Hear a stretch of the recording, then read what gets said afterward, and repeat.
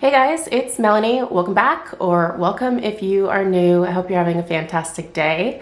In today's video, I want to share another in-depth candle review, and the scent we're going to be discussing is Yankee Candle Pink Sands Glow.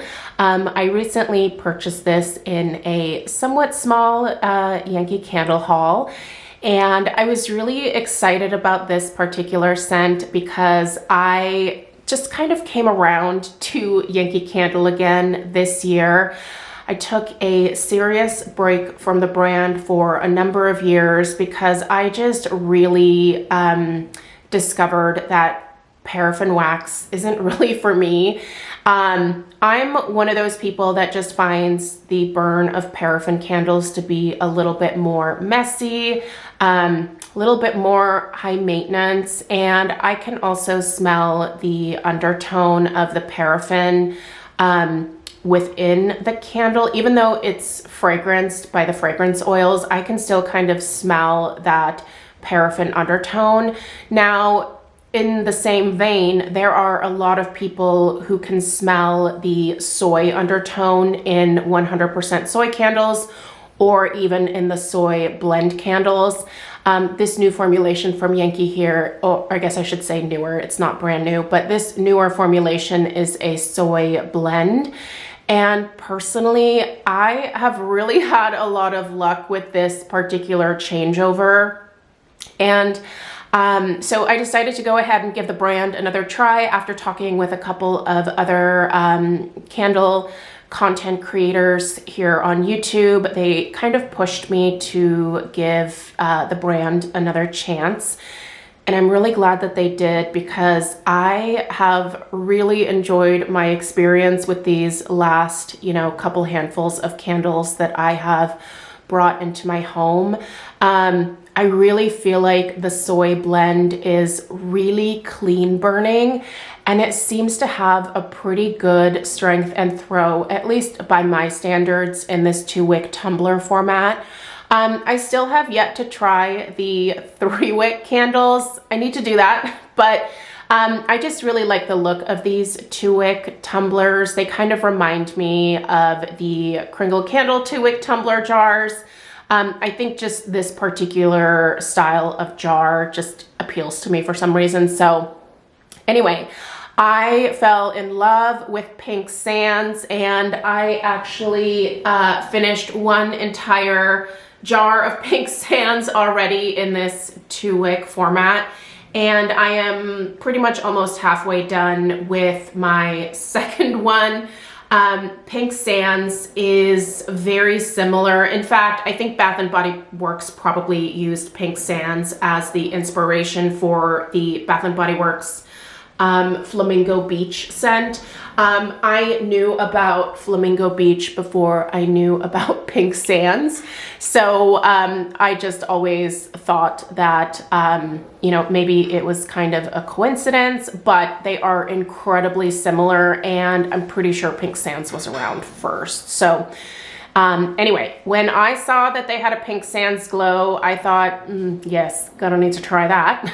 Now, I will tell you, this candle, while the burn has been really flawless in terms of not being sooty, being really clean burning, I have had a little bit of an issue with this one in the strength and throw department, but we will get into all of that.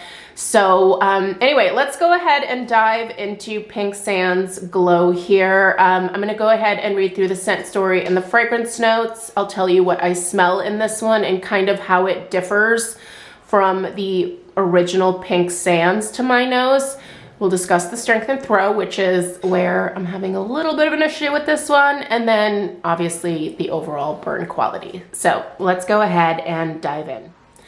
The scent story for Pink Sands Glow reads, this is a floral fragrance, which honestly, I don't know that I would consider this floral, but let's just go ahead and move past that for now. Pink Sands Reimagined. This tropical fragrance takes your island escape to new heights, mingling on a summer breeze, juicy watermelon, tangy citrus, and sun-warmed vanilla beckon you to a paradise aglow with a rosy sunset. The top notes here are pink papaya, watermelon, and sea salt. The middle notes are star jasmine, pistachio cream, and golden amber praline. And at the base, we have island woods, beach amber, and sunlit vanilla. Now, my longtime subscriber, Betsy, hi Betsy, shared with me that this is apparently a blend of pink sands and I think it was beach glow. Ooh. Gosh, now I'm like questioning whether that was the name of it. I'll put an annotation if that's not it, or Betsy can correct me in the comments down below. But I do think that this definitely is in the same family as Pink Sands. I have never smelled the other fragrance, so I don't know that I can personally make that comparison. If you are a longtime Yankee Candle lover, I would love to know what your thoughts are. So leave those down below in the comments. But for me, I feel like this is very similar to Pink Sands, but a little less sweet and maybe slightly more along the lines of a perfumey, sweet, fruity summer scent, if that makes sense. They're definitely related. Listen, they took some inspiration from Pink Sands here, but this comes across a little different, which I think was obviously the point. So starting with the top notes here, do I smell papaya? I do. I also smell a really sweet, candied, juicy watermelon. I don't really get the reference to sea salt here. I don't know, my nose just doesn't, pick that up. I do typically, when it comes to these more like beachy scents, I like that aquatic kind of salty ocean air type of note, but I'm not really smelling that here, so I'm gonna skip over that. In terms of the middle notes, I do smell a little bit of jasmine in here, which I think is a really pretty perfumey jasmine. I'm a huge fan of that particular fragrance note, both in personal fragrance and in home fragrance, and this jasmine is really well done. I do smell some pistachio in here. It is more of a creamy pistachio note, not overly nutty. The golden amber praline, however, I don't really feel like I smell any type of nuttiness in this candle. I definitely don't smell praline. So I don't know. My nose just isn't picking that one up. But when we get to the base, I definitely get that island woods reference. It actually smells a little bit more like a driftwood type note to my nose. The amber, I think, is also adding to the perfumey aspect here.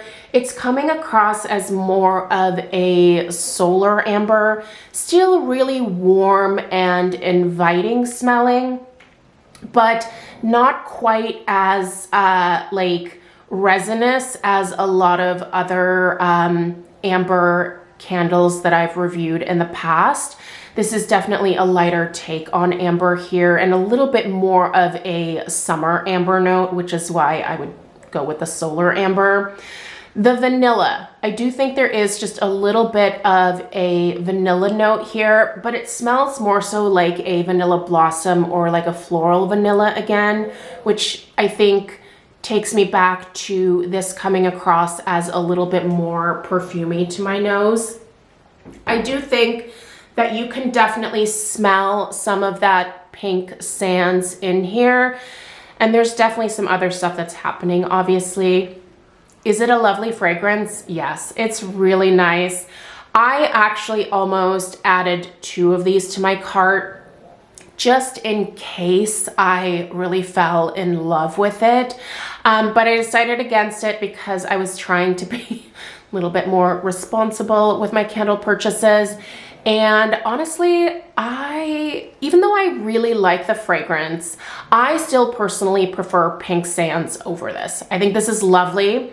But here's my problem with it, you guys. This is so much lighter than Pink Sands is.